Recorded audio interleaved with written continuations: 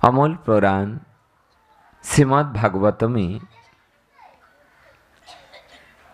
অপূর্ব একটি শ্লোক আস্বাদন হয়েছেন।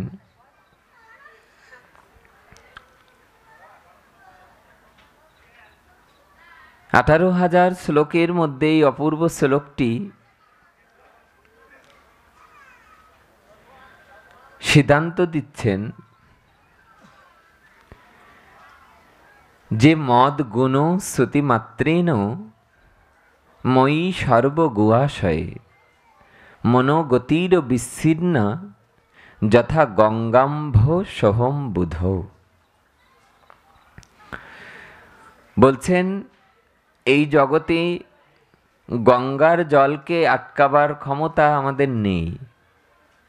গঙ্গার জলে বাদ দিলে ও বাদকে উপেক্ষা করে জল স্রোত চলে যাবে এবং গঙ্গার জল ধীরে ধীরে ধীরে ধীরে সমুদ্রে যে মিশে যাবে, যাবে কি না? গঙ্গার জল নিরবিচ্ছিন্নভাবে কোথায় যে মিশবে? সমুদ্রে যে মিশে যাবে। বলছে গঙ্গাম্ব সহম বুধ।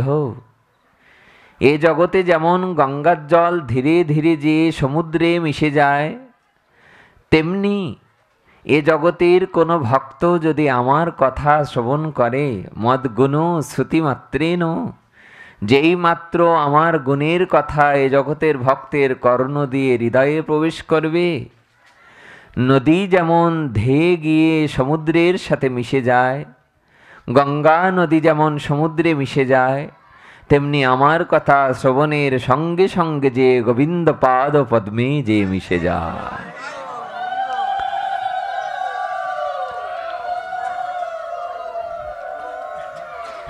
এর চেয়ে বড় কথা আর কি হতে পারে? কি অপূর্ব ভাগবতের এই সিদ্ধান্ত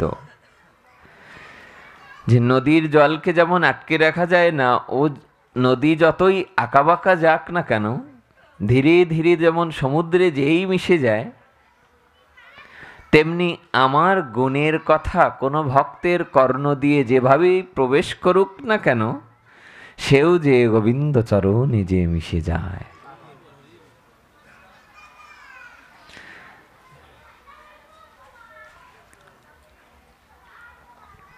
মচ্চিত্তা মদ্গত প্রাণা বোধয়ন্ত পরস্পর কথয়ন্তস্য মাম নিত্যং তুষ্যন্তি চ রমন্তি চ তেষাং সততযুক্তানাং ভজতাং প্রীতিপূর্বকম দদামি বুদ্ধিযোগং তং যেন মামুপজন্তি তে। মনুষ্যানাং সহস্রেষু কশ্চিজ্জততি সিদ্ধয়ে যততামপি সিদ্ধানাং কশ্চিন্মাং বেত্তি তত্ততো। দৈবী হেষ্যা গুণময়ী মম মায়া দুরত্যয়া মাম এব যে প্রপদ্যন্তে মায়ামেতাং তরন্তি তে। নমং দুষ্কৃতি নুমুড়া প্রপদ্যন্তে নরধমা মায়া পরীত জ্ঞানা আসুরং ভাবমাশ্রিতা। চতুর্বিধা ভজন্তে মাং জনা সুকৃতিন অর্জুন আর্ত জিজ্ঞাসুর অর্থার্থী জ্ঞানী চ ভরত সর্ব। তেষাং জ্ঞানী নিত্যযুক্তেন তেষাং জ্ঞানী নিত্যযুক্ত একর ভক্তি বিশিষ্যতে প্রিয় হি জ্ঞানীন হতার্তমহং স চ মম প্রিয়। মনুষ্যানাং সহস্রেষু কশ্চিজ্জততি সিদ্ধয়ে যততামপি সিদ্ধানাং কশ্চিন্মাং বেত্তি তত্ততো। মচ্চিত্তা মদ্গত প্রাণা বোধয়ন্ত পরস্পরম কথয়ন্তস্য মাম নিত্যং তুষ্যন্তি চ রমন্তি চ। ভগবান অরিন্দম সুন্দর, সকল সুন্দরীর সুন্দর ভুবন মনোহর, সেই ভগবান কুরুক্ষেত্রের সমর অঙ্গনে অর্জুনকে উপলক্ষ করে বারংবার এই শ্লোকটি বলছেন যে মচ্চিত্তা মদ্গত প্রাণা বোধয়ন্ত পরস্পরম কথয়ন্তস্য মাম নিত্যং তুষ্যন্তি চ রমন্তি চ। অর্জুন, এ জগতে যার মন প্রাণ আমাগত, অর্থাৎ আমায় যে ভালোবাসে, সে আর একজন ভক্তকে পেলে আমার কথাই আলোচনা করে, অন্য কোনো কথা তার বদনে আসতে চায় না। মৎস্যকে যেমন দুধের মধ্যে রাখলেও মাছ পছন্দ করে না, মৎস্য পছন্দ করে না, সে ওই নদীর জলই পছন্দ করে। মৎস্যকে যতই ঘিয়ের মধ্যে রাখা হোক, মৎস্য পছন্দ করে না, সে সবসময় পছন্দ করবে কি করে সে জলে প্রবেশ করবে। তেমনি এ জগতে যারা হরি কথাকে পছন্দ করে তারা জুয়া আড্ডা তাসে মগ্ন হয় না, তারা যেখানে সাধু সঙ্গ হয়, হরি কথা হয়, সেখানেই তারা প্রবেশ করবে। এটাই স্বাভাবিক। প্রেমসে বলো। এই পাশটা বেশ ভালো, গাড়ি এখনো সচল আছে, এই পাশটা সচল নেই। প্রেমসে বলো না। এবার ভালো হয়েছে। একটা কথা বলি, যদি কিছু মনে না করেন।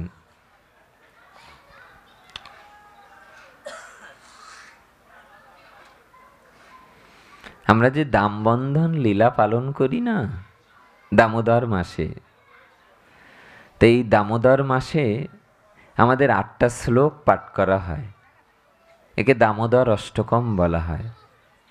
এই দামোদর অষ্টকমের একেবারেই শেষ বিশ্রাম শ্লোকে আমাদের গোস্বামীগণ ব্যাখ্যায় বলেছেন, সনাতন গোস্বামী বলেছেন যে নম রাধিকা ওই তদীয় প্রিয়া ওই।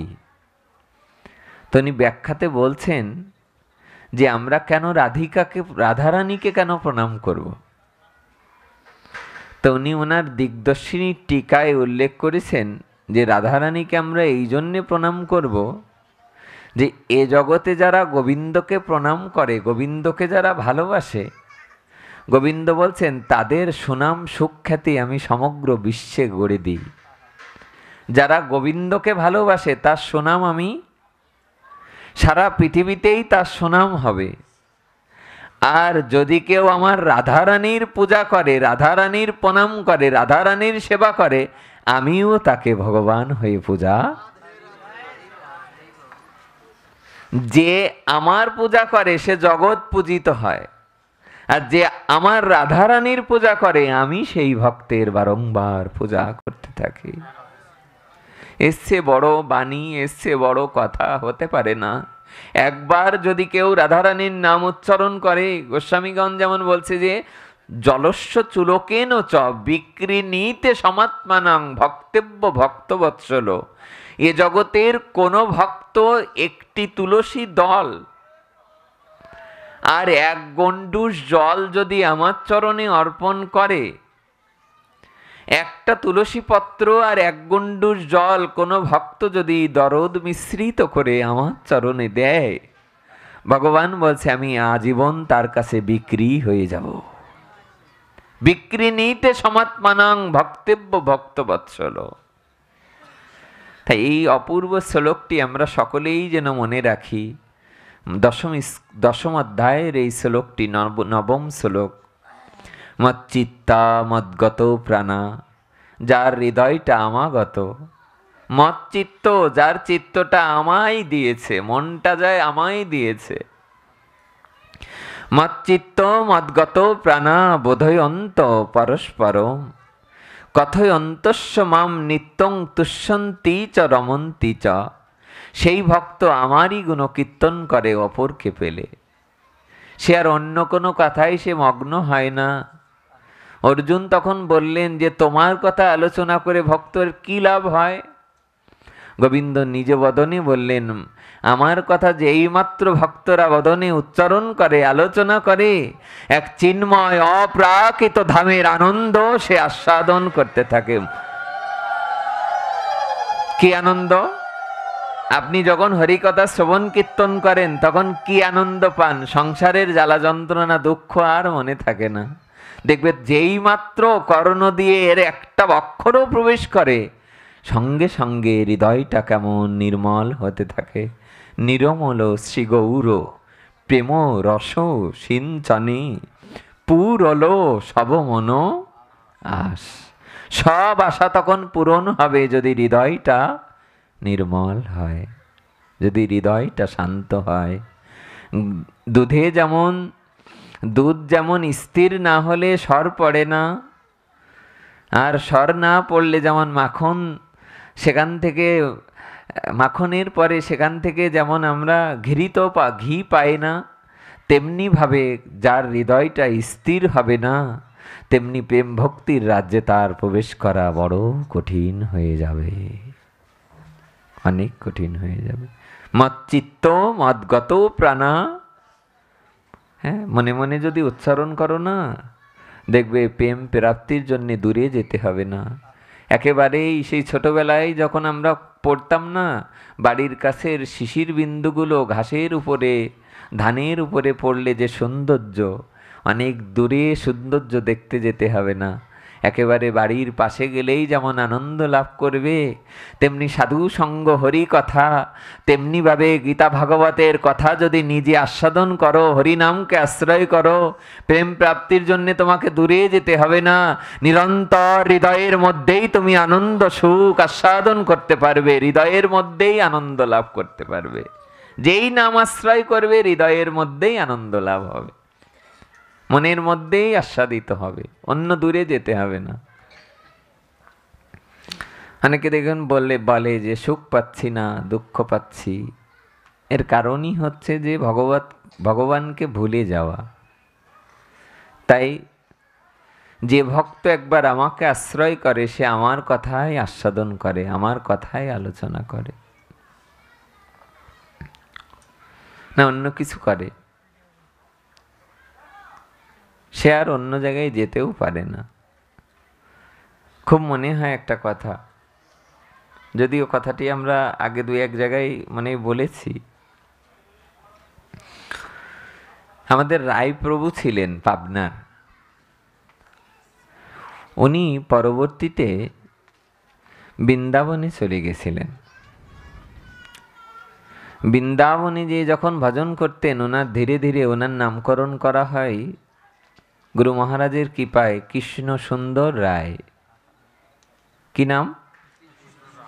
সংক্ষেপে ওনাকে রায় প্রভু বলে ডাকা হতো। এত বড় জগৎ বিখ্যাত এই ভক্ত, উনি যখন পাবনা থেকে বৃন্দাবনে চলে গেলেন, উনি ওখানেই ভজন সাধন করতেন, উনি গৃহী ছিলেন। তাই পাবনার এই রায়প্রভু যেদিন, ওনার একমাত্র পুত্রের নাম ছিল শ্যামসুন্দর। কি নাম? এই শ্যামসুন্দর একমাত্র পুত্র মৃদঙ্গ বাজাত, আর কৃষ্ণসুন্দর রায় এত সুন্দর কীর্তন করতেন যে তার কীর্তনের ধ্বনি শুনে হ্যাঁ আকাশে বাতাসে মনে হতো যেন হরিনামের ধ্বনি। অনেক দূর থেকে তার কীর্তন শুনতে আসতেন অনেক ভক্তরা। আর পঞ্চতত্ত্বে যেমন আমরা গাই, তিন পুত্র সঙ্গে নাচে সেন শিবানন্দ, আর পঞ্চপুত্র সঙ্গে ভজে রাই ভবানন্দ। আজ পিতা পুত্রে কীর্তন আনন্দ করলে জগতে তার সে আনন্দ আর কিছু থাকতে পারে না। যদি নিজের বাবা আর সন্তান মিলে দুজনে তিনজনে মিলে কীর্তন আনন্দ করা যায়, তাহলে ঘরের মধ্যেই যেন সাধু সঙ্গ হয়, যেন ঘরের মধ্যেই যেন ভক্ত সঙ্গ হয়। আজ রায়প্রভু তার একমাত্র পুত্র শ্যামসুন্দরকে নিয়ে ভীষণ কীর্তন আনন্দে মেতে উঠেছেন। ছেলেটা এত ভালো মৃদঙ্গ বাজায়, আর বাবা তো তার কীর্তনের কোনো তুলনা নেই। আর কীর্তন করতে করতে ধীরে ধীরে একদিন এক সংবাদ আসলো, বাবার কানে যেয়ে বললেন তোমার ছেলেটা মারা গেছে, বাড়ি যেয়ে দেখো। একমাত্র পুত্র মৃদঙ্গ বাজায়। কৃষ্ণসুন্দর রায় যেইমাত্র বাড়ির মধ্যে প্রবেশ করলেন, যে দেখলেন নিজের একমাত্র পুত্রের মৃত শরীরটা দেখে বাবা কাঁদলেন না। সবাই মনে মনে চিন্তা করছেন যে উনি কাঁদছেন না কেন? কারোর ছেলে মেয়ে মারা গেলে তার তো কান্নার রোল পড়ে যায়। এ জগতে সব থেকে বেশি কঠিন হলো যদি বাবার কাঁধে কারো সন্তানের লাশ ওঠে। যেই মাত্র কাঁধে তুলে নিয়ে অন্ত্যেষ্টি ক্রিয়ার জন্যে শ্মশানে গেলেন, শ্মশানে যাওয়ার পরে নিজের পুত্রের দেহটা দাউ দাউ করে দাবাগ্নির মতো জ্বলছে, ওই শ্মশানের কাছে জ্বলছে। বাবা অপলক নয়নে তাকিয়ে রয়েছে, এক ফোঁটা কাঁদে না। গ্রামের লোকজন ঝরঝর কাঁদছে বাবার দিকে তাকিয়ে, যে নিশ্চয়ই পাষাণ হয়ে গেছে অধিক শোকে। সামান্য শোকে কাতর হয় মানুষ, আর অধিক শোকে পাথর হয়ে যায়। যেই মাত্র দেখলেন যে দাউ দাউ করে জ্বলছে, এরপর কলসি ভাঙা আর যে ক্রিয়াকর্মটা হরিনাম করে সব ভক্তরা বাড়ি চলে গেলেন। কৃষ্ণসুন্দর রায় একা একা নিভৃতে বাড়ির মধ্যে প্রবেশ করলেন। বাড়ির ভিতরে যে কৃষ্ণসুন্দর রায় উনি রয়েছেন। গ্রামবাসীরা চিন্তা করলেন কৃষ্ণসুন্দর রায়ের একমাত্র পুত্র দেহ রেখেছে, একমাত্র পুত্রের বিয়োগে হয়তো বাবাকে আর বাঁচানো যাবে না, যে দেখো হয়তো হাউমাউ করে বাড়িতে কাঁদছে। গ্রাম শুদ্ধ লোক বাবাকে দেখতে গেলেন। বাবার বাড়ির চৌকাঠ যেই মাত্র চৌকাঠে গেলেন, যে দেখলেন কৃষ্ণসুন্দর রায় মৃদঙ্গ বাজাচ্ছে আর সন্ধ্যা আরতিতে কীর্তন আনন্দ করছে। সবাই যেন বাবাকে প্রশ্নবিদ্ধ করতে লাগলেন যে একমাত্র পুত্র মারা গেছে আর আপনি খোল বাজিয়ে কীর্তন করছেন। সঙ্গে সঙ্গে কৃষ্ণসুন্দর রায় উত্তর দিলেন, শোনো, আমাকে চৈতন্য মহাপ্রভু একজন মৃদঙ্গ বাদক দিয়াছিলেন, তাহার ইচ্ছা হইয়াছে, তাই তিনি আমার একমাত্র পুত্র মৃদঙ্গ বাদক শ্যামসুন্দরকে লইয়া গিয়াছে। বলে চৈতন্য মহাপ্রভুর ইচ্ছা ছিল যে সে আমাকে একজন মৃদঙ্গ বায়ান দেবেন। হ্যাঁ, গ্রন্থে বলে বায়ান লেখা আছে যে তিনি আমাকে একজন মৃদঙ্গ বায়ান দেবেন, তাহার ইচ্ছা হইয়াছে, তাই তাহাকে লইয়া গিয়াছে। এখন সেই মৃদঙ্গ বাজানোর ভার আমার উপরই পড়িয়াছে, তাই আমি এখন কীর্তন আনন্দ করে আমি নিতাই গৌরকে আনন্দ দান করিতেছি। ওনার এই জীবনী শ্রবণ করে আমাদের নবদ্বীপের, আমি প্রথম যখন এই কথাটি শ্রবণ করেছিলাম, নবদ্বীপের থেকে আমাদের এই মহন্ত মহারাজ এসেছিলেন ভাগবত কিশোর গোস্বামীজি। উনি যখন বাংলাদেশে এসে এই কথাটি বললেন, তখন থেকে আমার খুব ইচ্ছা ছিল যে এই কথাটি আমি কোন গ্রন্থে পাবো, কোথায় একটু পড়া যায় কিনা।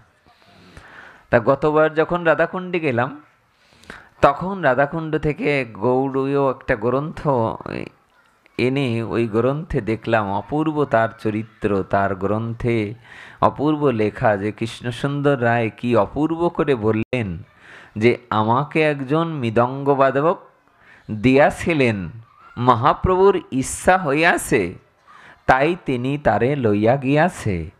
এখন আমার মৃদঙ্গ বাজানোর ভার আমার হাতে পড়িয়াছে, তাই আমি মৃদঙ্গ বাজাইতেছি। আমার মনে হয় গীতার এই শ্লোকটি যদি কেউ পাঠ করে না বোঝে, আমার মনে হয় তার কৃষ্ণসুন্দর রায়ের এই কথাটা শোনা উচিত, যে জাতস্য হি ধ্রুব মৃত্যু ধ্রুবং জন্ম মিতস্য চ তস্মাদ অপরিহার্য অর্থে নতং সচিতমর্ষি। যে অর্জুন, যার জন্ম হয় তার মৃত্যু হবে, আর যার মৃত্যু হয় তার জন্মও অবশ্যম্ভাবী। তাই মৃত অথবা জীবিত কারোর জন্য শোক করা উচিত নয়। তা আমার মনের মধ্যে একটা জিনিস মনে হয়, এটা কি সম্ভব? কিন্তু কৃষ্ণসুন্দর রায় করিয়ে দেখিয়েছেন যে যাত্রা তিনি লইয়া গিয়াছেন। এই এক অক্ষর যদি কেউ একবার বুঝে ফেলে, তাহলে এই সংসারে তার আর বেশি কষ্ট পাওয়া লাগবে না। ধীরে ধীরে ধীরে ধীরে তার প্রেম ভক্তি জাগ্রত হবে। ধীরে ধীরে তার সে যত পা আগাবে তত ওই পথেই এগিয়ে যাবে। আপনি বৃন্দাবনে যাবেন, বৃন্দাবনের এক পা কমবে, বৃন্দাবনের রাস্তাটা একটু কমবে। আর যদি অন্য অন্য জায়গায় যান, বৃন্দাবনে না যেয়ে যদি বান্দরবনে যান, অন্য অন্য জায়গায় যান, তাহলে বৃন্দাবনটা দূরত্ব হবে। আমাদের এই জগৎ সংসারে সব থেকে যেটা শ্রেয়, সব থেকে যেটা কর্তব্য, সব থেকেই যেটা প্রয়োজন, রামানন্দ সংবাদে মহাপ্রভু রায় রামানন্দকে বলছেন যে রায়, শ্রেয় মধ্যে কোন শ্রেয় জীবের হয় সার? উত্তরে রায় কহে, রায় রামানন্দ বললেন যে প্রভু, কৃষ্ণ ভক্ত সঙ্গ বিনা শ্রেয় নাহি আর। এ জগতে সব থেকে মঙ্গল বস্তুটা কি? রায় রামানন্দ বললেন যে প্রভু, এ জগতে সব থেকে মঙ্গল বস্তু যদি ভক্তদেরকে সঙ্গে নিয়ে সাধু সঙ্গ হরি কথা করা যায়, তাই এটাই সব থেকে বেশি, এর থেকে সব থেকে শ্রেয় বস্তু আর কিছু হতে পারে না। এটাই সব থেকে শ্রেয় বস্তু। সাধু সঙ্গের এমনও মহিমার কথা বলা হয়েছে শাস্ত্রে, এমনও আশ্চর্যের কথা বলা হয়েছে যে শাস্ত্রে এরকমও লেখা আছে যে বৈকুণ্ঠেও সাধু সঙ্গ নেই, এমন গোলকেও সাধু সঙ্গ নেই, এমনকি 14 ভুবনের কোথাও সাধু সঙ্গ হরি কথা নেই। একমাত্র এই মত্তভূমিতে, এই ভগবত রাজ্যে ভগবানের এই প্রেম ভক্তিমূলক যে হরি কথা সাধু সঙ্গ, একমাত্র এই পৃথিবীতেই বিরাজিত। আর কোথাও এই সাধু সঙ্গটা নেই, অন্য কোথাও নেই, অন্য কোথাও পাবে না সাধু সঙ্গ হরি কথা, হরি নাম। হনুমানকে নাকি একবার রামচন্দ্র এসে বলেছিলেন, হনুমান তাড়াতাড়ি গুছিয়ে নাও, বৈকুণ্ঠে যেতে হবে। হনুমান নাকি বলেছিলেন যে প্রভু, হে পতিত পাবন, হে মর্যাদা পুরুষোত্তম রামচন্দ্র, আপনি কৃপা করে বলবেন কি, আমরা এখন যে স্থানে পদার্পণ করব, আমরা এখন যে জায়গাটায় যাব, সেখানে সাধু সঙ্গ আছে তো? সেখানে হরি কথা হবে তো? রামচন্দ্র হনুমানের দিকে তাকিয়ে বললেন যে না, ওখানে কোনো সাধু সঙ্গ হরি কথার ব্যবস্থা নেই।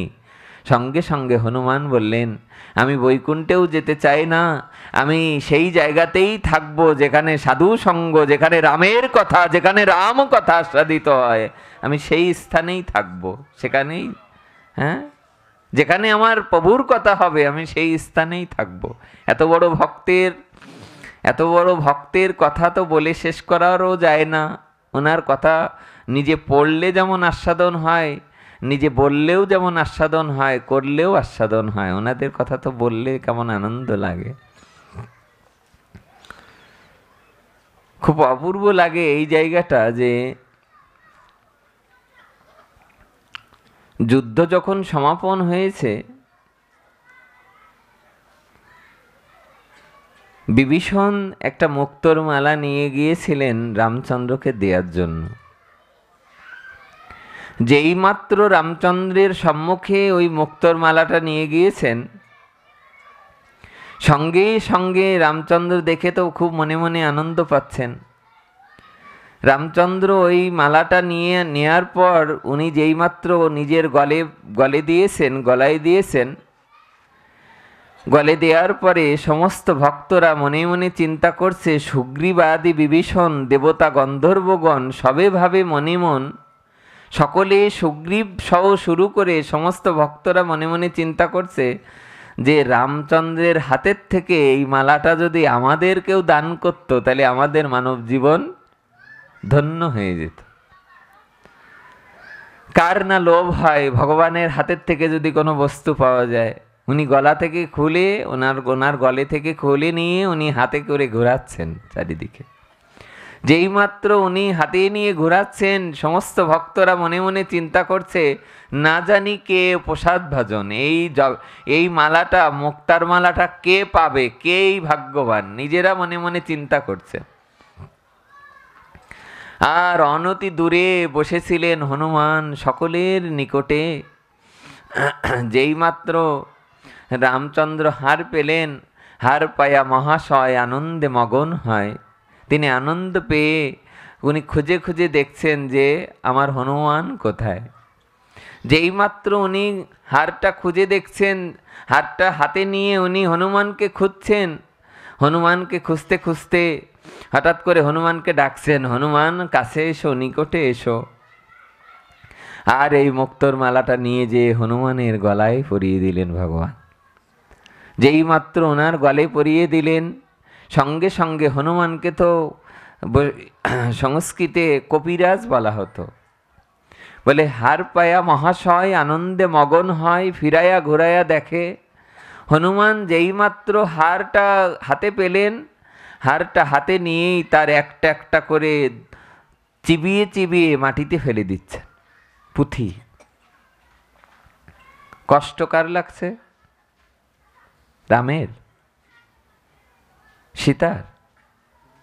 কার কষ্টটা হচ্ছে? কার? বিভীষণের। কেন? কারণ যার বস্তু তার ব্যথা। এ জগতে যে কারোর ছেলে মারা গেলে অন্যের কষ্ট হয় না, একেবারেই দূরের মানুষের কি কষ্ট হয়? সে হয়তো বলতে পারে ইস, কিন্তু নিজের পরিবারের কেউ, নিজের আত্মীয় কেউ, নিজজন কেউ যদি দেহ রাখে, নিজের কোনো ক্ষতি হয়ে গেলে তার নিজের কষ্টটা অনুভূতি হয়। যেই মাত্র একটি একটি করে পুঁতি চিবিয়ে চিবিয়ে মাটিতে ফেলে দিচ্ছেন, সঙ্গে সঙ্গে ব্যথা কষ্টটা হচ্ছে বিভীষণের। কারণ অনেক দিন ধরে গুছিয়েই তো রামচন্দ্রের অঙ্গে দিয়েছে ওইটা। সঙ্গে সঙ্গে বললেন, এই জন্যেই তো বলি বানরের গলায় কি মুক্তার মালা খাটে। সঙ্গে সঙ্গে রামচন্দ্র বললেন যে বিভীষণ, আমি দেখছি যে কি করা যায়। রামচন্দ্র সঙ্গে সঙ্গে সভা মাঝে উঠে দাঁড়িয়ে বললেন, হনুমান, এটা কি হচ্ছে? কেউ কি মুক্তার মালা চিবিয়ে চিবিয়ে মাটিতে ফেলে দেয়? এটা মূল্যবান বস্তু, তোমাকে বুঝতে হবে। আর তারপর এটা ভক্তের দেয়া দান। ভক্তের দান কখনো ফেলে দিতে হয় না। হনুমান সঙ্গে সঙ্গে সবার মধ্যে উঠে দাঁড়ালেন। ইয়া শুনি কপিরাজ উঠে সেই সভা মাঝ। ইহা শোনার সাথে সাথে সবার মাঝে উঠে দাঁড়ালেন মাঝখানে। আর এই যে ভক্তমাল গ্রন্থে অপূর্ব আস্বাদন দিয়েছেন, ভক্তমাল গ্রন্থে কি পদে পদে লেখা, ইয়া শুনি কপিরাজ উঠে সেই সভা মাঝ।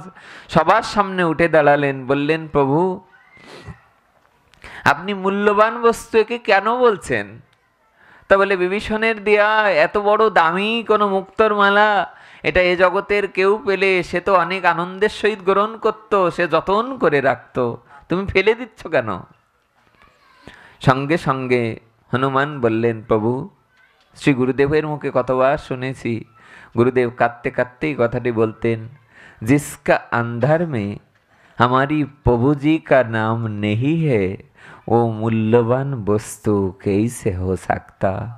যে বস্তুর মধ্যে আমার প্রভুর রামের নাম থাকে না, তা হনুমানের কাছে মোটেই গুরুত্বপূর্ণ হতে পারে না। আমি প্রথম যখন এই মালাটা হাতে পেলাম, ফিরিয়ে ঘুরিয়ে দেখলাম, দেখি নিশ্চয়ই তাহলে মালার উপরে নাম আছে। কিন্তু অনেকবার ঘুরিয়েও দেখলাম মালার উপরে অর্থাৎ পুঁথির উপরে কোনো নাম নেই। এরপরে মনে মনে চিন্তা করলাম, তাহলে প্রভুর নামটা মনে হয় বোধহয় এই মুক্তোর মালার ভিতরে, পুঁথির ভিতরে আছে। তাই আমি একটি একটি করে মালা চিবিয়ে চিবিয়ে ফেলে দিয়েছি। যেই মাত্র চিবিয়ে চিবিয়ে ফেলে দিলেন, সঙ্গে সঙ্গে বললেন যে তারপরেও যখন রাম নাম না পেলাম, তাই আমি একটি একটি করে পুঁথি চিবিয়ে চিবিয়ে ফেলে দিচ্ছি। যেই মাত্র বললেন, রামচন্দ্র উঠে দাঁড়িয়ে বললেন, ও তাহলে এর মধ্যে রাম নাম নেই বলে তুমি চিবিয়ে চিবিয়ে ফেলে দিচ্ছ। দেহ তো তোমার হয়ে অস্থি চর্ম মাংসময় বটে, তাহলে ইহা কেন ধরো বৃথা? তোমার শরীরটাও তো অস্থি চর্ম আর মাংস দিয়েই তৈরি হয়েছে, এখানে ইহা রাম নাম কোথা? তবে কেন ধরো বৃথা? তোমার শরীরে কোথাও রাম নাম দেখাতে পারবে? আজ এই মর্মস্পর্শী কথা শুনে হনুমান সঙ্গে সঙ্গে চোখ দুটি, নয়ন দুটি মুদিয়ে দিলেন, চোখ বন্ধ করলেন। চোখ বন্ধ করে একটি কথাই বললেন, আমি চেষ্টা করে দেখি আমার শরীরে প্রভুর নাম আছে কি নেই। চোখ দুটো বন্ধ করে অন্য কাউকে, রামচন্দ্রকে উনি আশীর্বাদ চাইলেন না, সরাসরি তার রামচন্দ্রের পাশে যিনি বসেছিলেন মা জানকীকে দুটো হাত জোড় করে মাকে প্রার্থনা করছে। কারণ জানকী তো আর কেউ নয়, সীতা দেবী হলো সাক্ষাৎ ভক্তি দেবী। ভক্তি দেবীকেই প্রণাম করে বারংবার চোখের জলে বলতে লাগলেন, মা আমি তো পশু, তবু এ জগতে আমি পশুকুলে জন্মগ্রহণ করলেও আমার প্রভু রামই তো আমার পিতা, আর তুমিই তো আমার মাতা। পশুর জন্যে কি কোনো কৃপা হবে না মা? সঙ্গে সঙ্গে এই ভক্ত চূড়ামণি, ত্রেতা যুগের ভক্তের মধ্যে অন্যতম ভক্ত ছিলেন হনুমান। যেমন রামচন্দ্র বলেছিলেন যে আমার ভাই লক্ষ্মণও যতটা না প্রিয়, আমার লবকুশও যতটা না আমার প্রিয়, তার থেকে অধিকও প্রিয় আমার হনুমান। সেই হনুমান এবার মায়ের চরণে নিবেদন করছে, মা আজ আমার এই যুদ্ধে যদি তুমি জয়লাভ করাও, একমাত্র তবেই জয়লাভ হবে। সঙ্গে সঙ্গে চোখ দুটো বন্ধ করে সীতা মাকে ডাকতে লাগলেন, মা গো তুমি আমায় করুণা করো, আজ তোমার এই পশু ছেলে আমার বুক চিরে দেখাবে, যেন তার হৃদয়ে তোমাদের নাম খোদাই করা থাকে। সঙ্গে সঙ্গে ইয়া শুনে কপিরাজ উঠে সেই সভা মাঝ, নখে ধরি ফাড়ে বক্ষস্থল। যেই মাত্র সবার সম্মুখে দাঁড়িয়ে নিজের নখ, পশুদের তো কেমন নখ হয়, তার বক্ষটা যেই মাত্র চিরিয়ে ফেললেন, সঙ্গে সঙ্গে জনক নন্দিনী সীতা স্নেহ আনন্দে পুলকিতা, অর্থাৎ জনক নন্দিনী সীতার মায়ের পিতার নাম ছিল জনক রাজা, তার সেই কন্যা জনক নন্দিন সীতা স্নেহ আনন্দে পুলকিতা, উনি যেই মাত্র দেখছেন যে হনুমানের অঙ্গে যেই বুক চিরে দেখালেন, দেখলেন রাম সীতা শুধু সর্বাগ্রে তার মধ্যখানে বসে বসে সেখানে ধ্যান করছেন, আর অস্থি চর্ম মাংস সমস্ত জায়গায় রামচন্দ্রের নাম খোদাই করে করে লেখা। ওই খোদাই করে করে রাম নাম লেখা দেখে সীতা ঠাকুরানী ঝরঝর, সীতা মা ঝরঝর করে কাঁদতে লাগলেন, আর চোখের জলে প্লাবন বয়ে যাচ্ছে। একবার তাকায় প্রভুর দিকে, একবার তাকায় হনুমানের দিকে। হনুমানের দিকে তাকিয়ে তাকিয়ে মায়ের চোখে প্রথম জল আসলো। হনুমান, তুমি আমাদেরকে কোন স্থানে রেখেছো, কিন্তু জীবনে কখনো বুঝতে পারিনি যে হনুমান এতটা আমাদের ভালোবাসে। তাই ভালো যদি বাসতে হয়, চলো না মনে মনে তার নামটা হৃদয়ে লিখে নি। আমি একবার গুরুদেবের কাছে জিজ্ঞাসা করেছিলাম যে কি করে তার নাম মনে থাকে। তো উনি বলেছিলেন যে যদি হৃদয়ে লেখো নাম, সে নাম রয়ে যাবে। কোথায়? হৃদয়ে লেখো। আছে না, কার জন্য একটা গান আছে, হ্যাঁ, মান্নাদের, যে কাগজে লেখো নাম, কাগজ ছিঁড়ে যাবে, পাথরে লেখো নাম। গাইতে বলছে বক্তার, এক লাইন গাইব? বকা দেবে সাধুরা।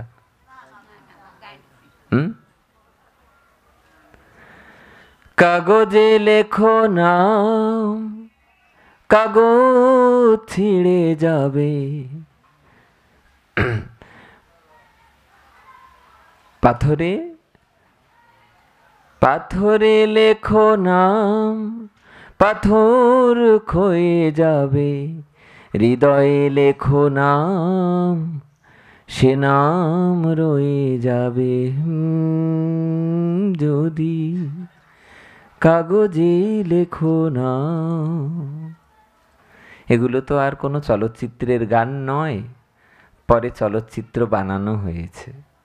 এগুলো কোনো কবির, কোনো গায়কের, কোনো হৃদয়ের কোনো মর্মস্পর্শী কথাকে, গান তো জ্ঞান, এগুলো তাদের কথাকে আমরা খারাপ দিকে নিয়ে যাই। তাই ভালোবাসতে হলে আসলে হনুমানের মতো করেই ভালোবাসা উচিত, কৃষ্ণসুন্দর রায়ের মতো করেই ভালোবাসা উচিত। আগের কথাটা কি অপূর্ব লাগে আমার কাছে, বলে যতবার শুনবেন ততবারই যেন নতুন নতুন নতুন মনে হবে। যতবার শুনবেন যে আমাকে একজন মৃদঙ্গ বাদক দিয়াছিলেন, তাহার ইচ্ছা হইয়াছে, তাই তিনি লইয়া গিয়াছেন, এখন মৃদঙ্গ বাজানোর ভার আমার উপর পড়িয়াছে, তাই আমি এখন সন্ধ্যা আরতিতে মৃদঙ্গ বাজাইতেছি। প্রেমছে বলো। এ জগতে কেন মা বাবা এটা পারবে তো? সারাটা জীবন অনেকে কান্নাকাটি করে, আর কোথায় বৈষ্ণব সেবা, গোবিন্দ সেবা, বলে কি লাভ হলো আমার একমাত্র পুত্র দেহ রাখাতে। আর তিনি দেখো সব কেড়ে নেওয়ার পরেও তাও অবলম্বন করলেন আমার গৌরসুন্দরকে, অবলম্বন করলেন আমার নিতাই চাঁদকে। আমরা গত পরশুদিন মনে হয়, আগামীকাল আমাদের ভৈমী একাদশী এবং আগামী সোমবার নিত্যানন্দ ত্রয়োদশী। আজকেও আমরা প্রসঙ্গক্রমে বলছিলাম যে কোনো তুলনা তো আনা উচিত নয়। শাস্ত্রে একটি ব্রতের সঙ্গে আরেকটি ব্রতের তুলনা করা খুব একটা উচিত নয়। তবু এরকম গ্রন্থাদিতে উল্লেখ আছে, আমি পড়েছি, যেমন রাধাষ্টমী সম্পর্কে লেখা আছে যে লক্ষ একাদশী করলে যে ফল হবে, একটি রাধাষ্টমী বা একটি নিত্যানন্দ ত্রয়োদশী করলে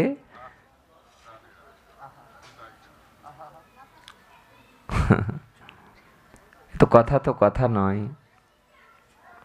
আমার মনে হয় আপনারা সকলেই চেষ্টা করে, আমরা 1,00,000 বা 1,000 একাদশী বা 10,000 একাদশী করতে পারবো না, কিন্তু ইচ্ছা করলেই সবাই একটি নিত্যাই চাঁদের নিত্যানন্দ ত্রয়োদশী করতে পারবো, পালন করতে পারবো, সকলেই পারবো। গত পরশুদিন ছিল আমাদের অদ্বৈত সপ্তমী, তাই তো? আজকে দশমী।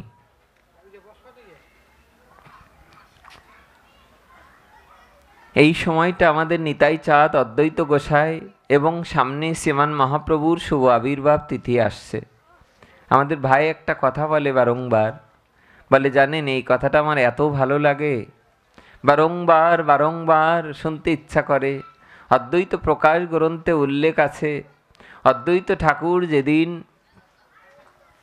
যেদিন বৃন্দাবনে গিয়েছেন, উনি যেই মাত্র উনি গয়া থেকে, উনি কাশী থেকে ধীরে ধীরে মথুরার দিকে যখন রওনা দিচ্ছেন, আর মথুরা মণ্ডলে যেই মাত্র মথুরার মাটিতে দেখবেন যারা ট্রেনে যায় বৃন্দাবনে, এখন তো অনেকে প্লেনেও চলে যাচ্ছে, সময় সংক্ষিপ্ততার কারণে গতবার আমিও গিয়েছিলাম, তো ট্রেনে গিয়ে আপনারা অবাক হবেন দেখলে, যারা ব্রজবাসী থাকে, বৃন্দাবনবাসী থাকে, তাদেরকে দেখে তো সবসময় চেনা যায় না। যারা গিয়েছেন তারা দেখবেন, আমি অবাক হয়ে দেখলাম, কত গল্প শুনি বৃন্দাবনের আর নিজে দেখলামও, আমি অবাক হয়েছি যে দেখে, যে বৃন্দাবনে যেই মাত্র নামার সময় হবে, কোনো ব্রজবাসী মা বাবা, হ্যাঁ, তাদেরকে দেখলে বোঝা যায় তারা আগে নেমে নিজে মনে হয় যেন তার নিজের মেয়ের বাড়ি চলে এসেছে। তারা আগে গাড়ি থেকে নেমে আগেই, হ্যাঁ, কি একটা তাদের যে সুরটা, তাদের যে প্রেম মাখানো দরদটা, এটা প্রায়শই সবার ভাগ্যে হবে না। মনে হয় যেন আগেই নেমেই বলে রাধে রাধে, মনে হয় যেন তার মেয়ের বাড়ি, আসলেই তার মেয়ের বাড়ি বর্ষানা। কিন্তু অবাক হয়ে যেতে হয় যে যেইমাত্র বর্ষানায়, যেইমাত্র মথুরা মণ্ডলে ট্রেন থেকে নামার সাথেই তাদের ওই প্রেমটা ওরকম হয়ে যায়। আমাদের গতবার আমাদের এক দাদা গিয়েছেন বৃন্দাবনে, তা আমি দাদাকে বললাম, দাদা আশ্চর্য একটা কথা বলেন তো, আমি শুনি একটু আনন্দ পাই। তিনি বললেন কি জানো, বৃন্দাবনে 1 মাস ছিলাম এই দামোদর ব্রতে, তা আমি একটা জিনিস শুধু অবাক হলাম ব্রজবাসীদের। বলে যেই মাত্র রাধাকুণ্ডের পাড়ে তো অনেক জায়গায় রুটি সবজি ইত্যাদি বিভিন্ন জায়গা থেকে আসে, তো লাইন দিয়ে যারা ওখানে প্রসাদ নিচ্ছে, তো কেউ যে বলছে যে বাবা 5 রুটি দিয়ে দো, কেউ বলছে আমাকে 10 রুটি দিয়ে দো, কেউ বলছে আমাকে 2 রুটি দিয়ে দো। তা উনি আমাকে বলছে যে একজন এসে বলল যে আমাকে 50টা রুটি দিয়ে দাও। তা বললেন যে যেই মাত্র 50টা রুটি চাইলেন, সঙ্গে সঙ্গে ওই যারা দাতা দিচ্ছেন 50টা রুটি আর সবজি সেই বাচ্চাটার হাতে দিয়ে দিলেন। 50টা রুটি চেয়েছে, 50টাই দিয়ে দিলেন। তা বলে এটা বৃন্দাবনেই সম্ভব। এ যদি আমাদের কোনো জায়গায় অনুষ্ঠানে দিতে এসে যদি 2টো করে রুটি সবাইকে দেওয়া হচ্ছে, যদি 50টা রুটি চাওয়া হতো, এটা যে কি হতো এটা আপনিই বিচার করুন। আমাকে উনি বললেন যে বৃন্দাবনের ভাব আর সাধারণ ভাবের মধ্যে পার্থক্য দেখলাম দাদা। অবাক হয়ে যেতে হয় তাদের এই দর্শন করলে, অবাক করা কথা, অবাক হয়ে যেতে হয় তাদের এই প্রসঙ্গগুলো দেখলে। অদ্বৈত ঠাকুর যখন বালক কমলক্ষ বেশে সন্ন্যাস নিতে চেয়েছেন, উনি এদিক ওদিক ঘুরে বেড়াচ্ছেন। ঘুরতে ঘুরতে ঘুরতে ঘুরতে হরিদ্বার গেলেন। হরিদ্বার থেকে, কাশী থেকে উনি শিবকাঞ্চি, বিষ্ণুকাঞ্চি বিভিন্ন জায়গায় গ্রন্থে উল্লেখ আছে। উনি যখন বিভিন্ন জায়গায় পরিভ্রমণ করতে করতে যেই মাত্র মথুরার মাটিতে যে পা দিলেন, সঙ্গে সঙ্গে হৃদয় দিয়ে ঝরঝর জল ঝরতে লাগলো, নয়ন দিয়ে। পদকর্তা বলছেন এত বেলা তো করন্দন করছিল না, সব তীর্থস্থানে গেলেন, তখন তো কাঁদে নাই। যেই মাত্র মাধুর্যের ভূমি বৃন্দাবনে গেলেন, সঙ্গে সঙ্গে কাঁদতে লাগলেন। এটা কেন? আর অদ্বৈত ঠাকুরের শিষ্য ঈশান নাগরের লেখা অদ্বৈত প্রকাশ গ্রন্থে উল্লেখ আছে, যেই মাত্র উনি বৃন্দাবনের মাটিতে প্রবেশ করলেন, সঙ্গে সঙ্গে কেঁদে ফেললেন। বললেন কেন কাঁদলেন? বললেন কাঁদলেন এই জন্যে, ভগবানের পৃথিবীতে যত, এই বিশ্বব্রহ্মাণ্ডে যত তীর্থস্থান আছে, সংখ্যা কত? 3.5 কোটি। এই পৃথিবীতে কতটি তীর্থস্থান আছে? 3.5 কোটি তীর্থস্থান আছে। এর প্রত্যেকটি তীর্থস্থানই দিব্য, চিন্ময়। কিন্তু অন্য অন্য তীর্থস্থানে গেলে, অন্য অন্য তীর্থস্থানে যাওয়ার চেয়ে যদি বৃন্দাবনের মাটিতে কেউ চরণ রাখে, বৃন্দাবনের মাটিতে যদি কেউ স্পর্শ করে, তার এত প্রেম প্রাপ্তির কারণ হলো এই যে বৃন্দাবনের মাটি হলো গোপিকাদের প্রেম মিশ্রিত, রাধারানীর প্রেম মিশ্রিত হলো বৃন্দাবন ধাম। অপূর্ব কথা। এই কথাটা পড়বার পরে দেখবেন ওই পাতাটা আবার পড়তে ইচ্ছা করবে, যে বৃন্দাবনে কেন প্রেম জাগ্রত হয়েছে, কেন তিনি কেঁদে ফেললেন বৃন্দাবনে যে? কারণ হলো বৃন্দাবনের রজকণা, ধুলোকণা প্রেম দিয়ে গড়া, রাধারানীর বিরহ দিয়ে, গোপিকাদের প্রেম দিয়ে গোপী বিরহ জেগে যায় ওখানে গেলে। যেই মাত্র উনি গেলেন, ক্রন্দন করতে করতে খুঁজে বেড়াচ্ছেন কাকে? আর কেউ নয়, সেই ভগবানকে বারংবার ডাকতে লাগলেন, কোথায় মদনমোহন, কোথায় আমার শ্যামসুন্দর নটবর, কাহা যাও, কোথা যাব, কোথা গেলে তাকে পাবো? ক্রন্দন করতে লাগলেন। আর ক্রন্দন করতে করতে ভোর রাত্রে যে উনি এক গাছতলায় গিরি গোবর্ধন পরিক্রমা করে এক গাছতলার নিচে শয়ন করেছেন। আর শয়ন করার পর যেই মাত্র গাছতলায় যে শয়ন করলেন, শয়ন করার সঙ্গে সঙ্গে মদনমোহন এসে স্বপ্ন দেখাচ্ছেন, অদ্বৈত, অদ্বৈত, তুমি না খেয়ে না দিয়ে যে এখানে শয়নই আছো, শীঘ্র করে ঘুম ভেঙে ওঠো, উঠে যে দেখো যমুনার অনতি দূরে যে দ্বাদশ আদিত্য টিলা আছে, আমরা এবারও গিয়েছিলাম সেই যে টিলা, যে টিলার পরে রূপ সনাতন যেও ভজন করতেন, সনাতন গোস্বামী প্রায়শই ওখানে ভজন করতেন। আপনারা জানেন যে যে রাজা ওই যে সেই জাহাজটা নিয়ে যাচ্ছিলেন যমুনা দিয়ে, সেই লবণের জাহাজটা যখন আটকে গেছিল, সেই সনাতন গোস্বামী ওই টিলাটার পরেই বসে বসে ভজন করতেন। একদিন ভগবান যেমন সনাতনকে বলেছিলেন না, সনাতন তুমি আর এত গিরিরাজ পরিক্রমা করো না, বৃদ্ধ হয়েছ, আমি তোমাকে গিরিরাজ এখানে এনে দেব।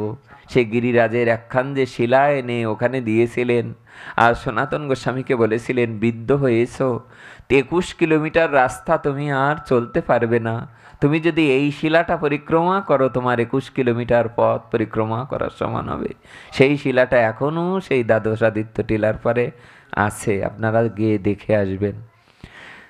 মদনমোহন ভগবান স্বপ্ন দেখাচ্ছেন, অদ্বৈত ঠাকুর ওঠো, উঠে দেখো আমি দ্বাদশ আদিত্য টিলার নিচে। কেউ যদি মনে করে যে এই গুণের কথা শুনে কী লাভ হবে, ওই যে মদ্গুণ শ্রুতি মাত্রেন মই সর্বগুয়াশয়ে মনো গতির বিচ্ছিন্ন যথা গঙ্গাম্ব সহম্বুধ। ভগবানের গুণের কথা শ্রবণ করলে গঙ্গার জল যেমন ধীরে ধীরে ধীরে সমুদ্রে পতিত হয়ে যায়, তেমনি আমার কথা শ্রবণ করার সাথে সাথে গোবিন্দ চরণে যে ভক্তরা মিশিয়ে যাবে। তাই অদ্বৈত ঠাকুর সঙ্গে সঙ্গে ঘুম ভাঙল। ঘুম ভেঙে উঠে উনি যেই মাত্র ঘুম ভেঙে গেল, ঘুম ভেঙে উঠেই দেখছে যে কি ব্যাপার, স্বপ্নে কি দর্শন করলাম। উনি ব্রজবাসীদের বলতে লাগলেন, শুনুন, এই মাত্র ভোর রাত্রে স্বপ্ন দেখলাম যে মদনমোহন স্বপ্ন দেখাচ্ছেন যে কুব্জা সেবিত বিগ্রহ। আপনারা জানেন ভাগবতে একটি প্রসঙ্গ আছে কুব্জা। এই কুব্জার পিঠে কি ছিল? কুদ ছিল। হ্যাঁ, সেই কুব্জা সেবিত, কুব্জা যে ভগবানের সেবা করতেন, যে বিগ্রহটা সেবা করতেন, সেই বিগ্রহটা দ্বাদশ আদিত্য টিলার নিচে পড়ে আছে। মদনমোহন বলছেন, মেলেস্য ভয়ে, কিছু ডাকাতের ভয়ে কুব্জার বিগ্রহটা যারা সেবা করত, ওই বিগ্রহটা সেবা করতে করতে ডাকাতের ভয়ে, মেলেস্যদের ভয়ে, ডাকাতের ভয়ে, মেলেস্যদের ভয়ে সেবকরা ওখান থেকে পালিয়ে গিয়েছে। আর পালিয়ে যাওয়ার পরে সেই আদিত্য টিলার তলেই ধীরে ধীরে মাটি জমতে জমতে, পলি পড়তে পড়তে এখন সেখানে ওই টিলার ভিতরেই গোবিন্দের সেই বিগ্রহটা আছে। সাক্ষাৎ অদ্বৈত গোসাই, যিনি শিব ঠাকুর এবং যিনি মহাবিষ্ণু, তিনি স্বপ্নে দেখে সঙ্গে সঙ্গে উঠে তিনি সমস্ত ব্রজবাসীদের বলতে লাগলেন, আপনারা চলুন, আমাকে স্বপ্নে দেখিয়েছে ভগবান যে তার এক বিগ্রহ ওই যমুনার পাড়ে দ্বাদশ আদিত্য টিলার নিচে আছে। সমস্ত ব্রজবাসীরা বিশ্বাস করে নিলেন এক বাক্যে। কেন?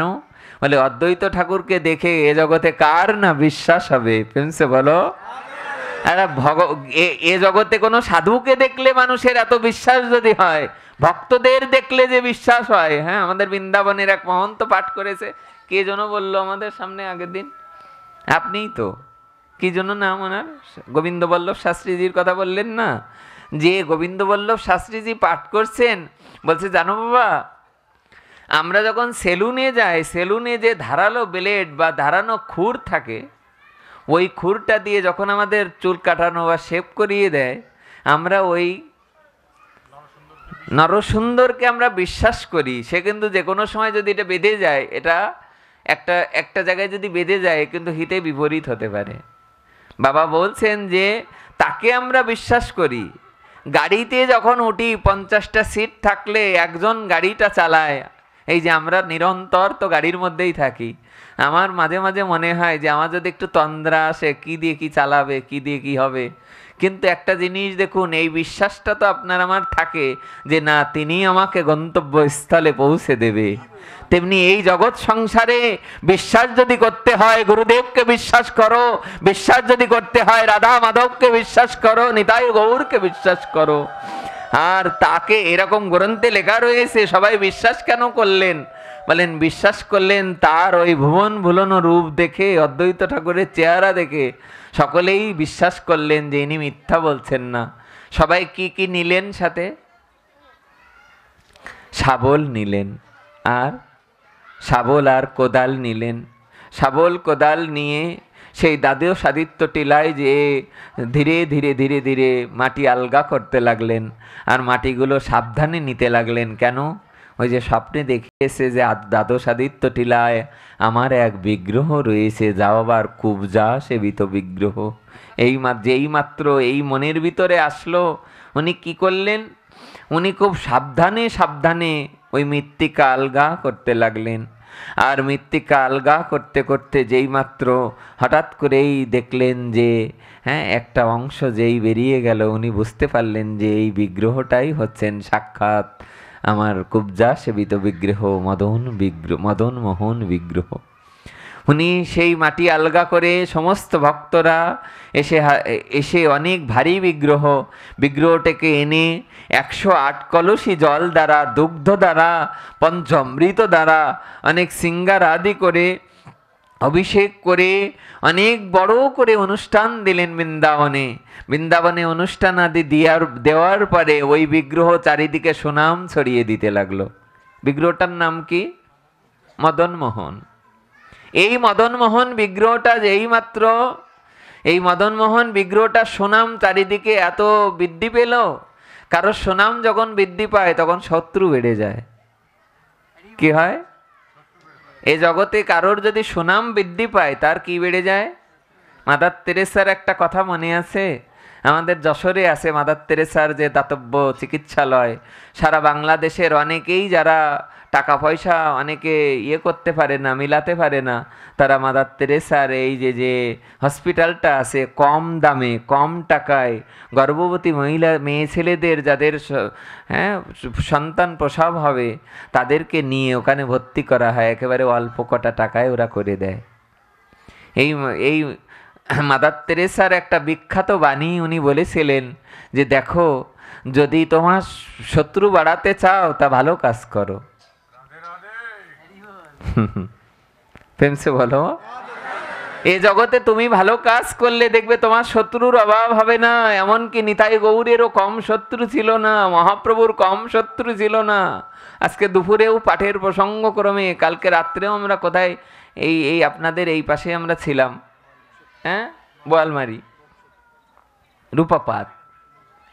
আমি অবাক হলাম ওখানে, তাই যে একটা জিনিস অবাক হলাম, আমাকে বলছে যে পণ্ডিতরা যেন প্রশ্ন না করে, তাহলে কি হবে? আমি তখন বললাম কি যে পণ্ডিত তো থাকবেই, বোদ্ধা থাকবে না, জ্ঞানী থাকবে না, কর্মী মার্গী থাকবে না, তাহলে গীতাতে এতগুলো মার্গ আছে কেন? সব ধরনেরই তো থাকবে। সবাই কি আর একরকম হবে কি? এ জগতে সকলের মন কি একই রকম হবে? সকলের মন একই রকম হবে না। মহাপ্রভু যেমন দাক্ষিণাত্য পরিভ্রমণ যখন করেছিলেন, তখন দক্ষিণ ভারত পরিভ্রমণ করতে যাচ্ছেন, তো শ্রীমান মহাপ্রভু দক্ষিণ ভারত পরিভ্রমণ করতে করতে উনি কিছু তার্কিক, কিছু শাক্ত, যারা শাক্ত মতে, সেই তার্কিকরা মহাপ্রভুকে দেখার পরে বললেন ওই যে নিমাই আসছে। মহাপ্রভু ডাকনাম বাল্যনাম নিমাই ছিল। ওনারা বলতে লাগলেন ওই যে নিমাই আসছে, এবার কোমর বেঁধে বসেছেন সবাই, বলে যে এই প্রশ্ন কর, নিমাইকে প্রশ্ন কর। যেই মাত্র ভক্তরা বলতে লাগলেন প্রশ্ন একটু পরে করো না, উনি যেভাবে কাঁদছে, মহাপ্রভু কাঁদতে কাঁদতে হরিনাম করছেন, হরে কৃষ্ণ কৃষ্ণ কৃষ্ণ হরে হরে, হরে রাম রাম রাম হরে হরে।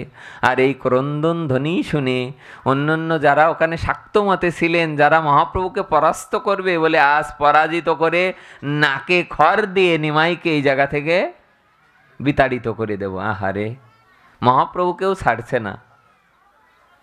সাক্ষাৎ যিনি রাধা গোবিন্দ মিলিত তনু শ্রীমান চৈতন্য মহাপ্রভু, তাকে নাকি প্রশ্ন করে পরাজিত করবে, করে ওই জায়গা থেকে বলে আমাদের পাণ্ডিত্য, আমাদের এই জায়গায় আমাদের ভাত বিক্ষে মার দিয়ে দেয়। আর মহাপ্রভু যেই মাত্র ক্রন্দন করছে আর বদনে কৃষ্ণ কৃষ্ণ নাম উচ্চারণ করছে, মহাপ্রভু তো মহাপ্রভু নয়, সে তো সাক্ষাৎ রাধারানী। যেই মাত্র মহাপ্রভু কীর্তন করতে করতে ওই জায়গায় বসলেন, সব ভক্তরা মহাপ্রভুকে নয় রাধারানীকেই যেন দর্শন করছে। 2-4 মিনিট যেতে না যেতেই ওখান থেকে একজন শাক্ত ভক্ত, যে মহাপ্রভু বিরুদ্ধে, সেই ভক্ত মহাপ্রভুকে দর্শন করে যেই মাত্র নাম করছে, আর তার নয়ন দিয়ে ঝরঝর করে জল ঝরতে লাগলো। তার শাক্ত ভাব গেল, তর্ক ভাব গেল, তার্কিকতা যাওয়ার পরে কাঁদতে কাঁদতে চিৎকার করে উঠে বললেন, নিমাই নিমাই, আমাকে এই কৃপা করো, এই আশীর্বাদ করো, আমরাও যেন তোমার মতো কৃষ্ণ কৃষ্ণ বলে দুটো চোখের জল পেলে দুটো কৃষ্ণ নাম করতে পারি। সবাই এসে মহাপ্রভুর চরণে পড়ে গেলেন, ঝরঝর করে কাঁদতে কাঁদতে মহাপ্রভুকে বললেন, আমাদের দীক্ষা দাও প্রভু, আমাদেরকে তোমার চরণে স্থান দিয়ে দাও। এই মহাপ্রভুর দেখো কি, মহাপ্রভুকে যে দর্শন করছে তার যেমন করুণা হয়ে যাচ্ছে, কৃপা হয়ে যাচ্ছে। আমরা কথাটি এই বলছিলাম যে এ জগতে কেউ যদি ভালো কর্ম করে, সৎকর্ম করে, সতের শত্রু বেশি, অসতের বন্ধু বেশি। সতের শত্রু বেশি, অসতের বন্ধু বেশি। যেই মাত্র অদ্বৈত ঠাকুর কুবজা সেবিত বিগ্রহ এক ব্রাহ্মণকে বললেন, শোনো ব্রাহ্মণ, আমি বৃন্দাবন পরিক্রমা করতে চলেছি, তোমার দায়িত্ব হবে প্রতিদিন সকাল দুপুর সন্ধ্যায় যে কবার তার সেবা করার, তুমি তার সেবা করতে থাকো। সে দায়িত্ব পেয়ে আনন্দে নাচতে লাগলেন। ভগবান যে স্বপ্ন দিয়ে যে বিগ্রহটা দিয়ে যায় ভক্তদের কাছে, টোটা গোপীনাথ আছে দেখবে জগন্নাথ ধামে, এই টোটা গোপীনাথ যেমন মহাপ্রভু নিজ হাতে যোগাদাধর পণ্ডিতকে দিয়েছিলেন, তেমনি এই যে স্বপ্নে পাওয়া আমার অদ্বৈত ঠাকুরের হাতে করে দেওয়া যে বিগ্রহ যাকে দিলেন, তিনি কেঁদে কেঁদেই সেবা করতে লাগলেন। কিন্তু অদ্ভুত এক ঘটনা ঘটল। এই যে শত্রু বেশি, তো যেই মাত্র সেবা দিয়ে উনি অন্দরে প্রবেশ করেছেন, সঙ্গে সঙ্গে কিছু মেলেস্য, কিছু ডাকাত, কিছু অন্যান্য অবলম্বী, তারা লাঠি সুটা নিয়ে চলে এসছেন ওই বিগ্রহটাকে ভেঙে দেবে, যাতে হিন্দুদের সুনামটা নষ্ট হয়ে যায়। যেই মাত্র লাঠি সুটা এনে ভাঙতে যাবেন, এসে তারা কোথাও বিগ্রহটা পেলেন না। যেই মাত্র বিগ্রহটা না পেলেন, বিগ্রহটা না পেয়ে তারা একেবারে হন্তদন্ত হয়ে সবাই যার যার জায়গায় চলে গেলেন। আর সন্ধ্যার সময় অদ্বৈত ঠাকুর আসলেন। অদ্বৈত ঠাকুর এসে দেখেন সবার মুখে হাত, সবাই কাঁদতে লাগলেন। আর যে সেবায়িত ছিলেন, সেবায়িত ক্রন্দন করছে, সেবায়িত কাঁদছে। সেবায়িতকে বলতে লাগলেন, কি ব্যাপার, বিগ্রহ কোথায়, বিগ্রহ কোথায়? আর সেবায়িত বললেন যে কোনো চোর ডাকাত মেলেচ্ছগণ এসে আপনার বিগ্রহ তো তারা চুরি করে নিয়ে চলে গেছে। এই কথা বলার সাথে সাথে অদ্বৈত ঠাকুর নাওয়া খাওয়া ছেড়ে দিলেন। যে বেদির উপরে বিগ্রহটা বসিয়েছিলেন, ওই বেদির কাছে যে দুটো হাত জড়ো করে অদ্বৈত ঠাকুর কাঁদতে লাগলেন, আমার কি অপরাধ, যে অপরাধের কারণে বিগ্রহ চুরি হয়ে যায়, সে বিগ্রহ যদি মন্দিরে না থাকে, মন্দিরে থেকে আমার লাভ কি? সারা রাত না খেয়ে উপবাস করলেন। ব্রজবাসীরা খেলেন না, সবাই সমস্ত বৃন্দাবনে সবাই অনাহারে রয়েছেন। ভোর রাত্রে মদনমোহন স্বপ্ন দেখাচ্ছেন, ও অদ্বৈত, না খেয়ে রয়েছ কেন? বৃন্দাবনবাসীরা সবাই ক্ষুধার্ত, না খেয়ে আছো কেন? গোসাইজি বলতে লাগলেন, না খেয়ে থেকে আর কি উপায় বলো? তুমি যে আমাকে স্বপ্নে দর্শন দিয়ে বিগ্রহ তুমি যা এসেছিলে, কিন্তু তুমি যে তোমাকে চুরি করে নিয়ে গেছে ভক্তরা, তাহলে এখন আমরা আর অনাহারে না থেকে কি করব? সঙ্গে সঙ্গে ভগবান বলতে লাগলেন, শোনো অদ্বৈত, ভগবান কখনো ভক্তকে ছেড়ে যেতে পারে না। এ জগতে যে ভক্ত শুদ্ধ ভক্ত, যে ভক্ত ভগবানকে ভালোবাসে, সেই ভক্তকে ছেড়ে ভগবান কখনো অন্য জায়গায় চলে যেতে পারে না। তারপরে তাহলে তুমি কোথায়? তোমাকে যে তন্ন তন্ন করে মন্দিরে খোঁজা হলো, এত বড় বিগ্রহ, বিগ্রহ কোথায় গেল? সঙ্গে সঙ্গে অদ্বৈত ঠাকুরকে মদনমোহন স্বপ্নে বলতে লাগলেন, শোনো অদ্বৈত, বিগ্রহ আর কোথাও নয়, বিগ্রহ মন্দিরের মধ্যেই আছে। তা বলে মন্দিরের মধ্যে আছে, এত বড় বিগ্রহ কারোর চোখ নজরে আসবে না? তা বলে দেখো, যোগীন্দ্র মনীন্দ্র গণও যে বিগ্রহ দর্শন করতে পারে না, আমাকে দর্শন করতে পারে না, যুগ যুগ ধরে ভালোবেসেও যারা আমাকে পায় না, আর কোথাকার ডাকাতরা এসে আমাকে দর্শন করে ফেলবে, তা তো আর আমি হতে দিতে পারি না। জানো, আমার এই বিগ্রহটা সাক্ষাৎ কুবজা আমাকে পূজা করেছে। আমি এ জন্মের নয়, আমি দাপরের কুবজা সেবিত বিগ্রহ। তাই আমি তো সাক্ষাৎ বিগ্রহ, আমি তো আর সবাইকে দেখা দিতে পারি না। কোথাকার মেলেস্য, কোথাকার ডাকাত, তারা লাঠি সুটা আনলো, তারা আমাকে দর্শন করলে আমার ভগবানত্ব থাকে কি? তাই বিগ্রহ বলতে লাগলেন, শোনো, আমি ছোট হয়েছি, আমি বৃহৎ বিগ্রহ ক্ষুদ্র হয়ে আমি মদন মোহন, এখন মদন গোপাল হয়েছি। কি হয়েছি?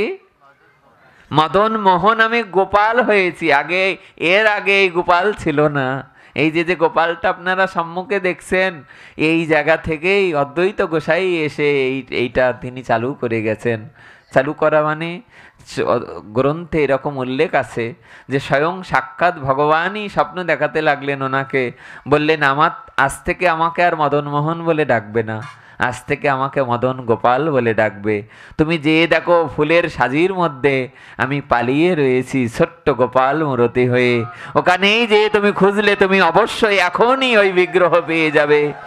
আর আমার একটা কথা শোনো, আমার বিগ্রহকে আর মদন মোহন বলবে না, আমাকে বালগোপাল, আমাকে মদন গোপাল বলে ডাকবে। আর এতে একটা বড্ড উপকার হলো এই, যারা বিগ্রহকে কিনতে পারে না, অনেক ভারী বিগ্রহ, বড় বিগ্রহকে যারা কিনতে পারবে না, কিন্তু এ জগতে মদন মোহন যদি মদন গোপাল হয়, তাহলে এ জগতের কত মানুষ যে গোপাল কিনে কিনে তাদের নিজ গৃহে নিজ বাড়িতে রেখে সেবা পূজা করতে পারবে। সেদিন হইতে মদন মোহনের নামকরণ মদন গোপাল করা হয়েছিল। অপূর্ব কথা, শোনো দিয়া মন, যাহার শ্রবণে হবে সর্ব পাপ বিমোচন। সমস্ত পাপ দূরীভূত হয়ে যাবে যে হরি কথা শ্রবণ কীর্তন করতে করতে, ভগবানের নাম গুণ কীর্তন শ্রবণ করতে করতে পরম মঙ্গল হয়ে যাবে। সদ্য ঋদ্ধ অবরুদ্ধ তে অত্র কিরিতিবি শুশ্রূষু বিস্তৎক্ষণাৎ নিগম কল্পতরুর গলিতং ফলম শুকমুখাদমৃত দরব সংযুতম পিবত ভাগবতম রসমালয়ং মুহুরহ রসিকা ভুবি ভাবুকা ছিন্নতাং সকথা কৃষ্ণ পুণ্য শ্রবণ কীর্তন হৃদন্তস্থ অবুদ্রাণী বিধুনতি সুরিৎসতাম শুশ্রূষু সদ্যধানস্য বাসুদেব কথা রুচি সন্মহৎসেবয়া বিপ্রা পুণ্যতীর্থ নিষেবনা। মদ্গুণ শ্রুতিমাত্রেণ ময়ী সর্ব গোয়াশয়ে মনোগতির বিচ্ছিন্না যথা গঙ্গাম্ভ সোহম বুধ। ভগবানের কথা যারা শ্রবণ করে তার হৃদয় পরিষ্কার হয়ে যায়, হৃদয় নির্মল হয়ে যায়। ধীরে ধীরে ধীরে ধীরে ভগবানের করুণায়, ভক্তদের করুণায় তার আধার ঘরে আলো ফুটে ওঠে।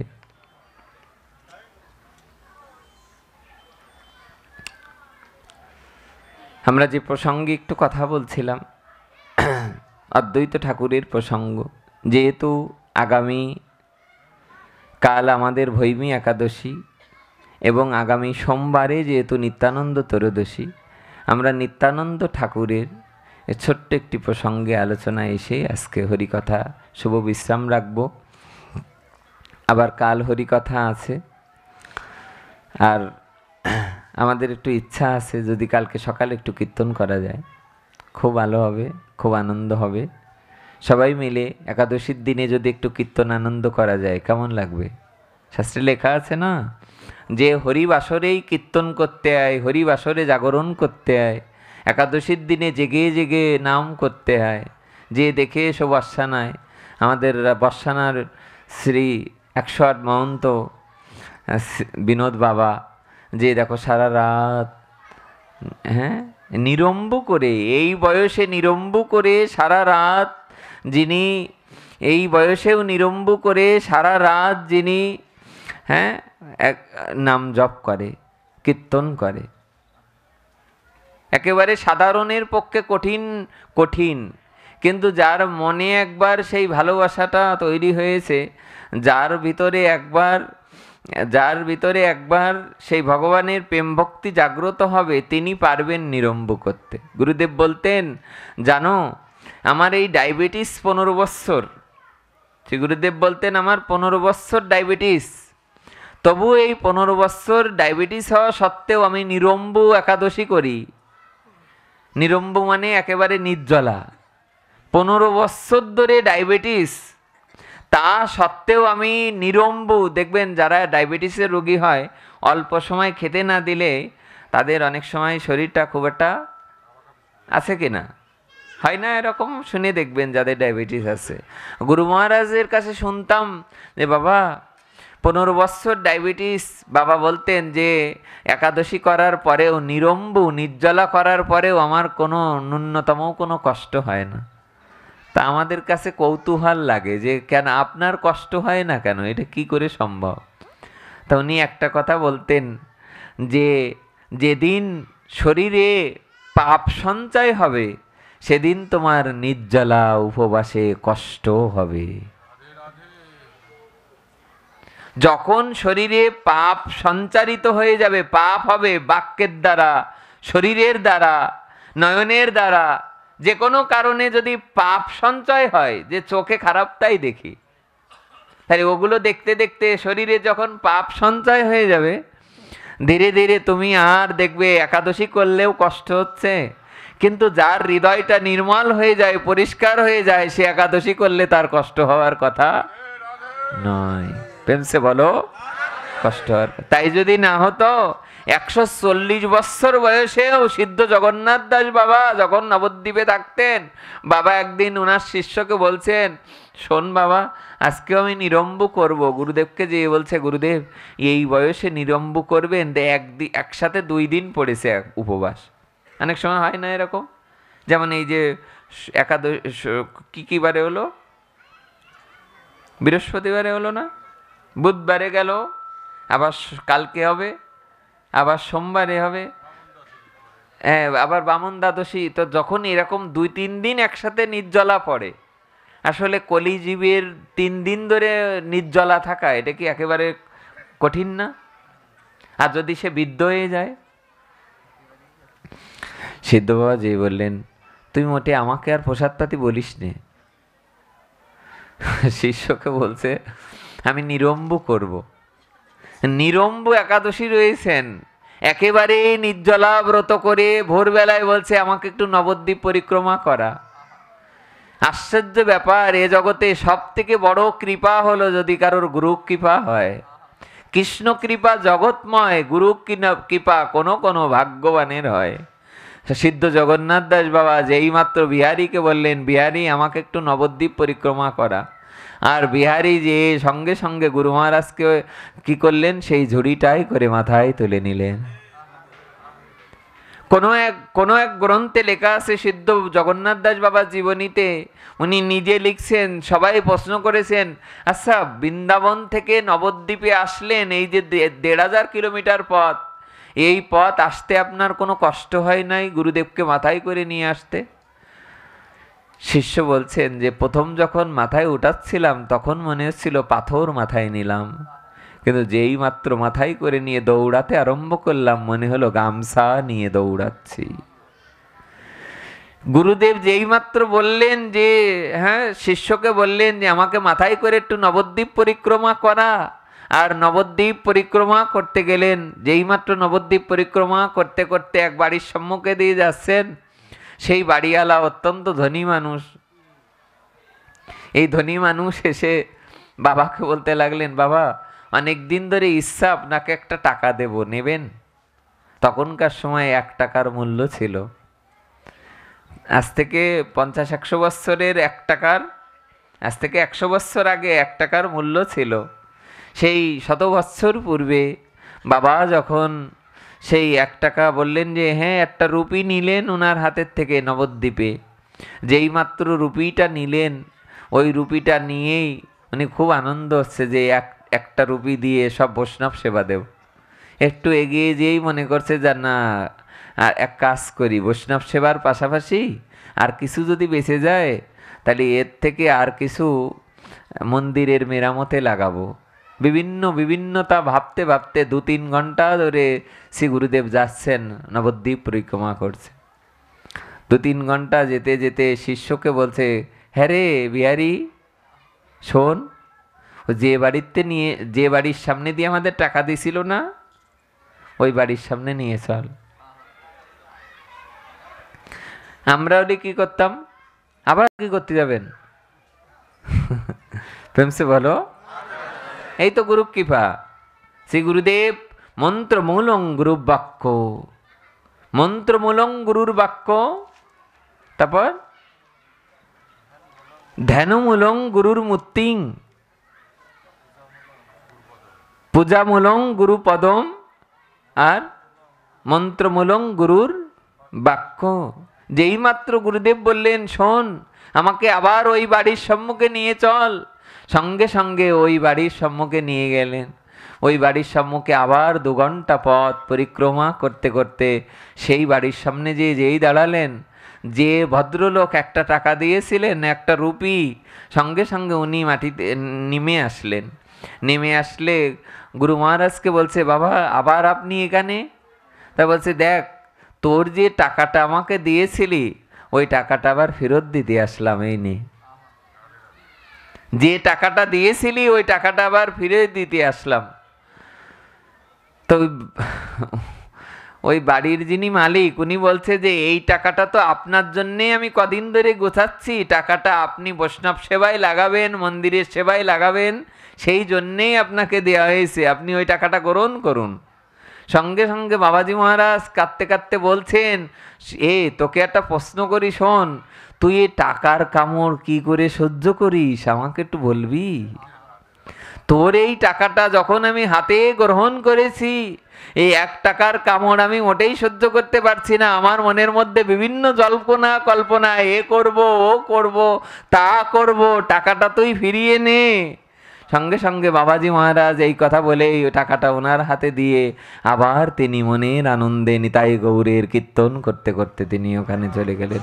বলে, চল চল, আমার নিরম্ব থাকতে দে, আমার ভজন আমাকে করতে দে, আমি যেন নিতাই গৌরের ভজন ছেড়ে অন্য কোনো দ্বারে, অন্য কোনো টাকায়, অন্য কোনো পয়সায়, যদিও ওই টাকা দিয়ে বৈষ্ণব সেবায় দেবেন, ওই টাকা দিয়ে উনি মহৎকর্ম করবেন, তবুও নিতাই গৌরের চিন্তা বাদ দিয়ে অন্য চিন্তা করতে হবে, এই জন্যে তিনি দেখুন ওই টাকাটা ফিরিয়ে দিলেন।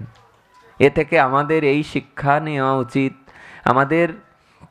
আমরাও যেন তার মতো করে, না পারলেও আমরা যেন নিতাই গৌরের চরণকে, নিতাই গৌরের চরণকে যেন আশ্রয় করতে পারি। সিদ্ধ বাবার জীবনীগুলো পড়লে কেমন স্থির হয়ে যেতে হয়, বারবার পড়লেও মনে হয় আরও কবার পড়ি। আমি একদিন একটা ঘটনা পড়লাম কোনো একটা গ্রন্থে, যে সিদ্ধ জগন্নাথ দাস বাবা ওনার শিষ্য বিহারীকে বলছেন যে, বিহারী, বন্যায় তো চারিদিকে তলিয়ে গেল, ওইবার ভীষণ বন্যা হয়েছিল নবদ্বীপে। তা বন্যায় যখন চারিদিক তলিয়ে গেল, বিহারী দাস বাবাকে বলছে, বন্যায় যখন সব তলিয়ে গেছে, কিছু তুলসী গাছ একটু টবে বা কিছুতে করে উঠিয়ে একটু উঁচু জায়গায় রাখ, কারণ তুলসী ছাড়া তো আর গোবিন্দ সেবা হবে না। উনি সেবা করতেন, গিরিরাজ সেবা করতেন, গিরিধারী লাল। তা ওই তুলসী বৃক্ষ কিছু উঁচু জায়গায় কিছু তুলসী রোপণ করে ওখান থেকে কিছু তুলসী পত্র নিয়ে আর কিছু গঙ্গার জল রাখা ছিল, ওই গঙ্গার জল দিয়ে আর তুলসী পত্র দিয়ে ওই গিরিধারী লালে সেবা করতে লাগলেন। আর কোনো এক জায়গা থেকে, কোনো এক মন্দিরের থেকে কলার ভিয়াই করে, কি করে, কলার ভিয়াতে করে কিছু খিচুড়ি দিয়ে যেতেন প্রতিদিন এক শুদ্ধ ভক্ত। এসে বলতেন, বাবা এই খিচুড়িটা আপনারা রাখুন, নইলে বন্যার জলে তো কোনো জায়গায় রান্না করার কাষ্ঠ নেই, রান্না করবেন কি করে?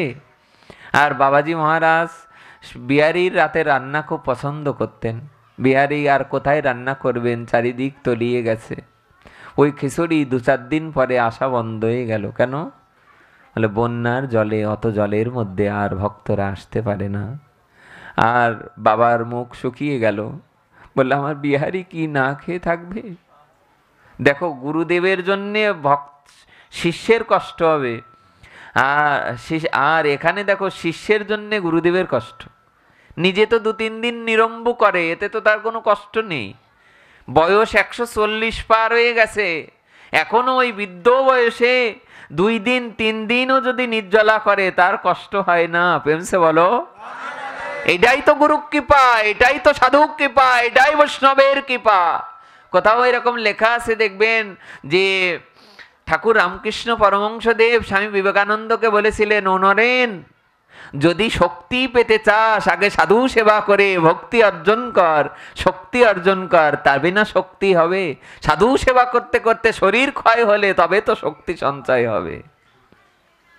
আপনি যে নির্জলা ব্রত করেও কষ্ট হচ্ছে না, অনেক 2 দিন ঘুমান না, কষ্ট হচ্ছে না, এটা কখন সম্ভব হবে? যখন আপনি সাধু সেবা করবেন, হরি কথা সেবা করবেন, হরিনাম সেবা করবেন। অনেকে আছে 3 বার প্রসাদ পাওয়ার পরেও অনেকের কষ্ট হচ্ছে, আর অনেকে আছে দিনে 1 বার করে প্রসাদ পায়, তবুও তার কোনো কষ্ট হয় না। প্রেমসে বলো, আশা বন্ধ হয়ে গেল। শিষ্যের দিক তাকিয়ে বললেন, হ্যাঁ রে, আজকে তো আর প্রসাদ নিয়ে আসলো না, 2টো খিচুড়ি দিয়ে যায় প্রতিদিন, তুই 2টো পাস, আমি 2টো পাই, কাল থেকে কি খেতে হবে? গুরুদেবকে বলতে লাগলেন, গুরুদেব দেখি কোনো কিছু করা যায় কি না। ওই জলের মধ্যে বারবার আসা যাওয়া করতে করতে জ্বর এসে গেল গায়ে। যেই মাত্র বন্যার জলে ভিজে ভিজে শিষ্যের গায়ে জ্বর এসে গেল, বিছানায় পড়ে গেলেন। গুরুদেব এসে চোখের ডালাটা দু একবার উঁচু করে, চোখের পাপড়িগুলো নিচেই পড়ে গেছে, এই পর্যন্ত চলে আসে বাবা। চোখের ডালাটা উঁচু করে বারংবার দেখে শিষ্য কেমন আছে। শিষ্যকে বলছে, কিরে কেমন আছিস? শিষ্য আর কথা বলে না, ধীরে ধীরে ধীরে ধীরে অজ্ঞান হয়ে গেছে। আর এত জ্বর হতে হতে অজ্ঞান হয়ে গেছে। 1 দিন 2 দিন 3 দিন করতে করতে 20-21 দিন পার হয়ে গেল।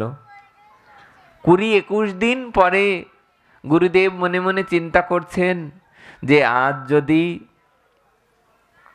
20-21 দিন হয়ে গেল, আজ যদি ওর নাড়ি ধরে দেখলেন শিষ্যের যে এখনো স্পন্দন আছে।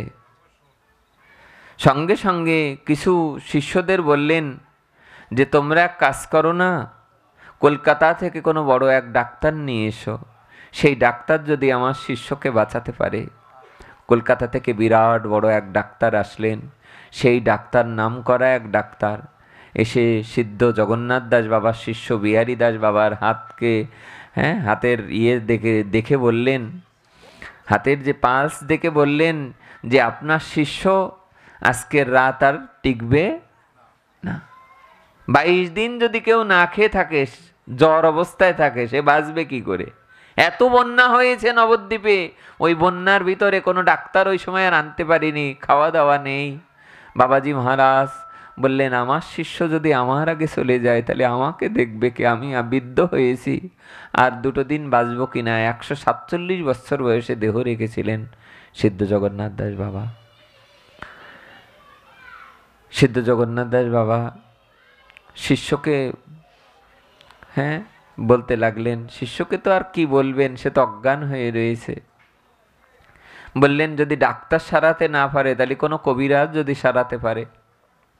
বৃন্দাবনে পাঠানো হলো, ভক্তদের বলা হলো যে বৃন্দাবনের কোনো এক কবিরাজকে ডেকে পাঠানো হলো। সেই কবিরাজ আসলেন, লালাবাবুর মন্দির থেকে একজন কবিরাজ আসলেন।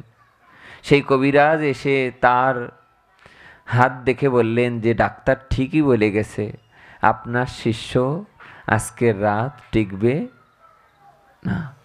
এই কথা যখন বললেন, বাবা তখন ঝরঝর ক্রন্দন করতে করতে কাঁদতেই কাঁদতে বাবা যে ঘরের ভিতরে চলে গেলেন। বাবা যে গিরিধারীর সেবা করতেন, ওই গিরিধারীর চরণে চরণে যে তুলসী দিতেন, ওই তুলসী 2 হাতে নিলেন। হাতে নিয়ে যেখানে বিহারী ছিলেন, বিহারীর কাছে আসলেন। একটি কাঠি দিয়ে বিহারীর বদনটা, গালটা হা করে তার ভিতরে ওই তুলসী 2 ঢুকিয়ে দিলেন।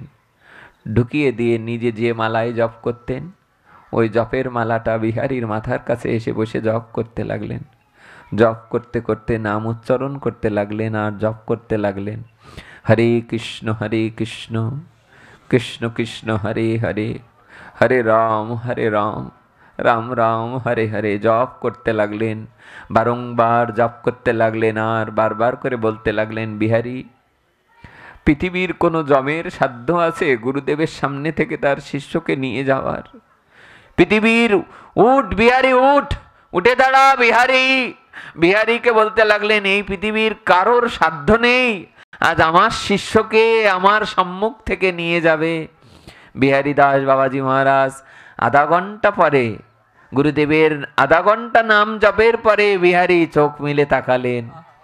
বিহারী যেই মাত্র চোখ মেলে তাকালেন, সঙ্গে সঙ্গে গুরুদেব চোখের ডালাটা উঁচু করে ধরে বিহারীর দিকে তাকিয়ে ঝরঝর কাঁদতে কাঁদতে বলেন, বিহারী আমাকে ছেড়ে চলে যাচ্ছিলি? আর বিহারী ওখান থেকে অপলক নয়নে গুরুদেবের দিকে তাকিয়ে বললেন, গুরুদেব আপনাকে ছেড়ে যাওয়া কি আমার দ্বারা সম্ভব?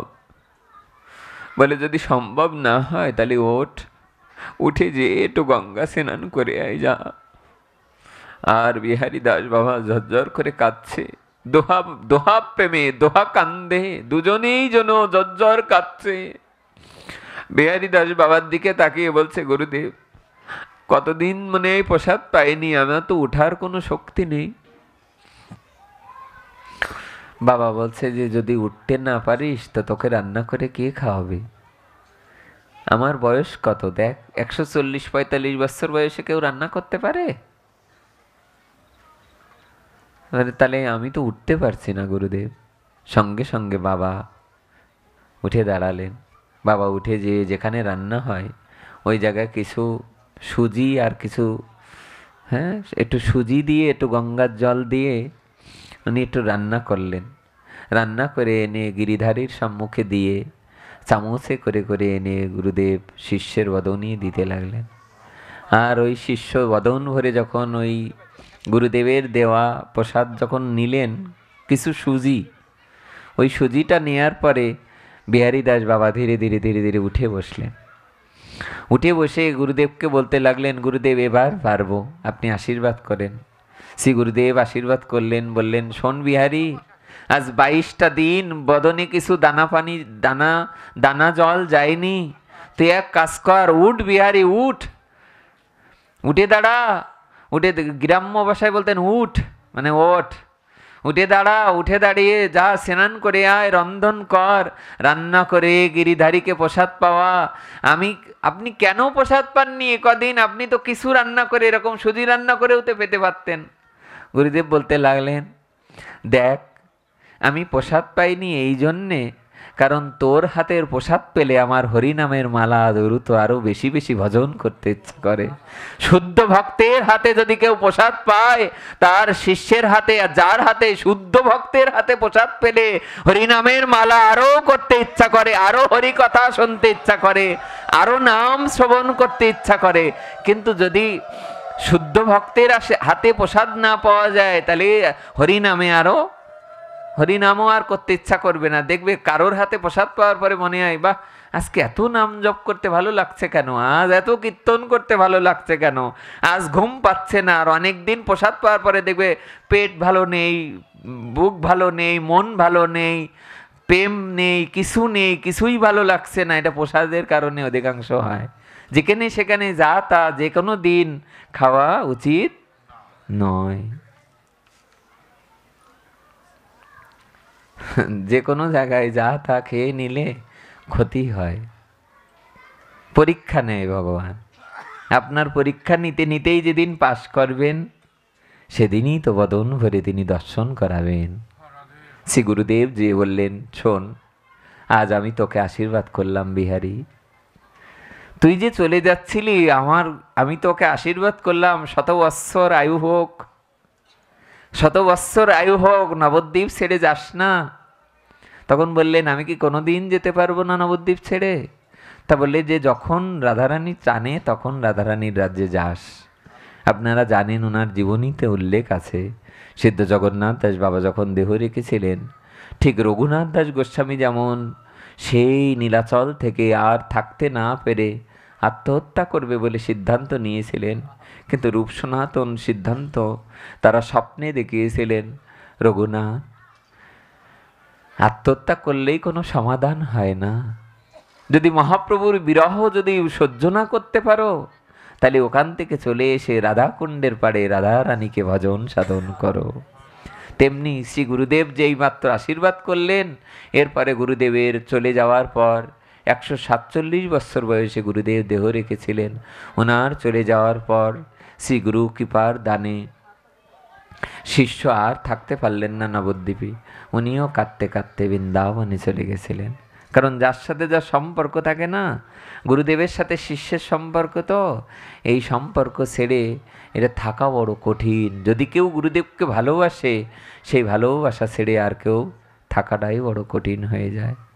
যে শ্লোকটা দিয়ে শুরু করেছিলাম, আমরা এটা বলেই বিশ্রাম রাখি, মদ্গুণ শ্রুতিমাত্রেণ মই সর্বগুয়াশয়ে মনোগতির বিচ্ছিন্না যথা গঙ্গাম্ভ সহম বুধৌ। নদীর জল, গঙ্গার জল যেমন আঁকাবাঁকাই গেলেও সে যেমন সমুদ্রে যে মিশে যায়, তেমনি এ জগতের কোনো ভক্তের কর্ণ দিয়ে যদি হরি কথা প্রবেশ করে, সেও ধীরে ধীরে গোবিন্দ চরণে যে মিশে যায়। এ পর্যন্ত থাক, একটু কীর্তন আনন্দ হোক নাকি?